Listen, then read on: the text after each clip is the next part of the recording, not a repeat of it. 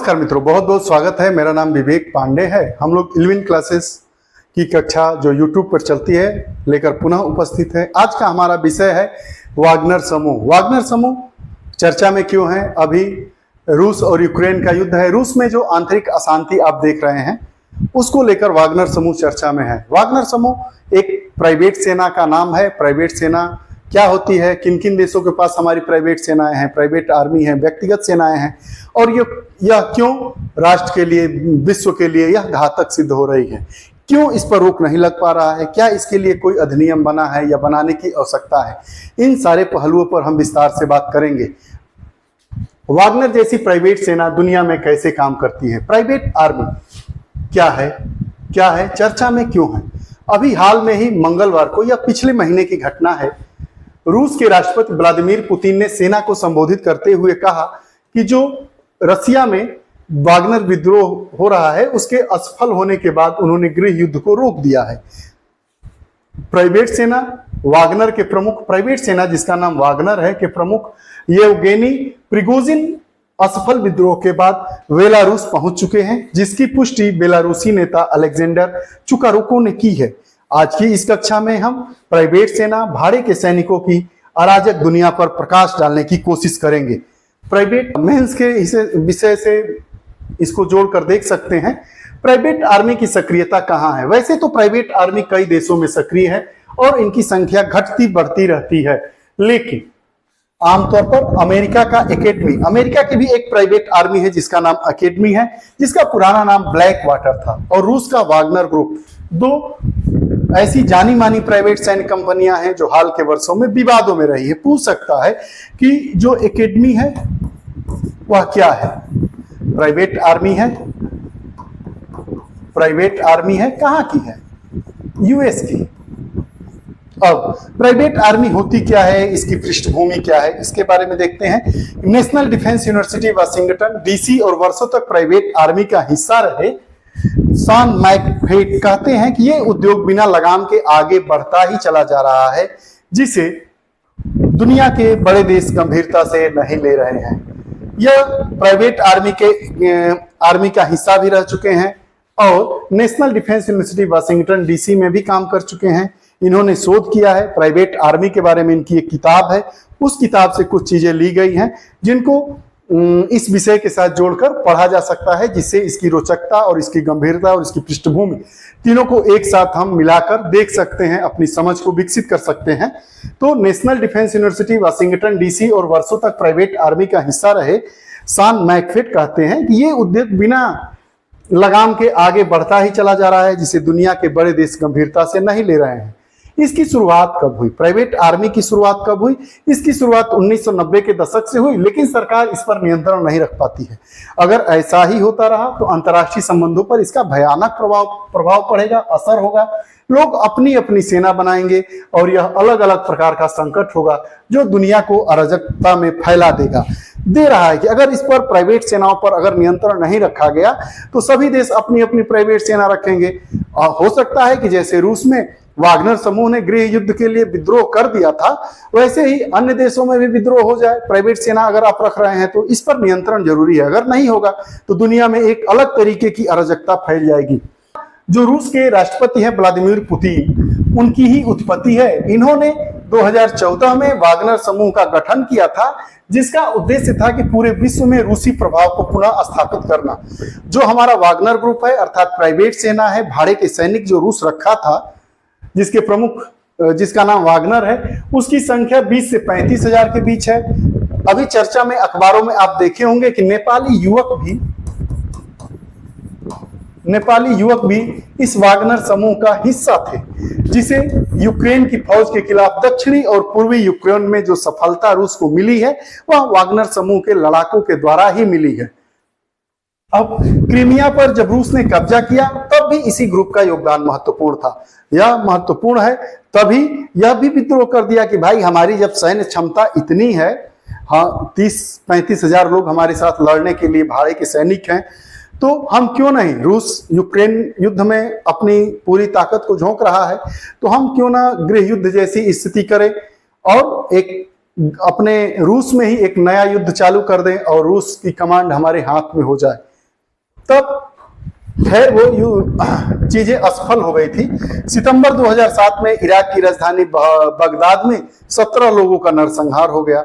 अब जिसमें अमेरिकी प्राइवेट सेना सुरक्षा company black water world wide, जिसका नाम वर्तमान में एकेडमी है, के सैनिक शामिल थे, जिन्हें इराक में सुरक्षा सेवा मुहैया कराने के लिए अमेरिकी सरकार ने उनको जिम्मेदारी दे रखी थी। अब ये लोग क्या किए, 17 लोगों का एकदम नरसंहार कर दिए। तब ये चर्चा में आ गया जो एकेडमिक ग्रुप, जिसका नाम था ब्लैक वाटर वर्ल्ड वाइड। मैकफिर कहते हैं कि अगर कोई सरकारी सैनिक किसी की हत्या करता है, अगर कोई सरकारी सैनिक किसी की हत्या करता है तो उसकी जिम्मेदारी होती है, उसका कोर्ट मार्शल होगा। लेकिन अगर प्राइवेट ग्रुप का कोई सैनिक किसी की हत्या कर देता है तो उसकी कोई जिम्मेदारी नहीं है। हत्या किया, कंपनी आया, उसके बाद अपने घर आ गया। अब भाड़े के सैनिकों का इतिहास हम देख लेते हैं। तो भाड़े के सैनिकों का इतिहास हमारे इतिहास जितना पुराना है, जितना हमारा इतिहास पुराना है, उतना ही पुराना इतिहास भाड़े के सैनिकों का है। भाड़े के सैनिकों की आवश्यकता क्यों पड़ती है? अपने व्यक्तिगत स्वार्थ के लिए, व्यक्तिगत फायदे के लिए, राजनीतिक हित या वैचारिक कारण भी इसके हो सकते हैं। राज्य की रेगुलर आर्मी की सहायता करना, अगर किसी राज्य के पास रेगुलर आर्मी की कमी है, अस्थायी सैनिकों की कमी है, तो क्या करता है कि भाड़े के सैनिकों को रखता है। वाणिज्यिक हितों की रक्षा करना, विशेष सैन्य अभियान चलाना। प्राचीन मिस्र में फिरौन ने पड़ोसी क्षेत्रों से भाड़े के सैनिकों को नियुक्त किया था और अपनी अस्थायी सेना बनाई थी। धीरे धीरे इसकी थोड़ी सी पृष्ठभूमि जान लेते हैं। यह नहीं है कि 2014 और 1994 में ही एथेंस और स्पार्टा जैसे शहर राज्य अपने सैन्य बलों को मजबूत करने के लिए, स्पार्टा और प्राचीन ग्रीस मतलब आज का एथेंस,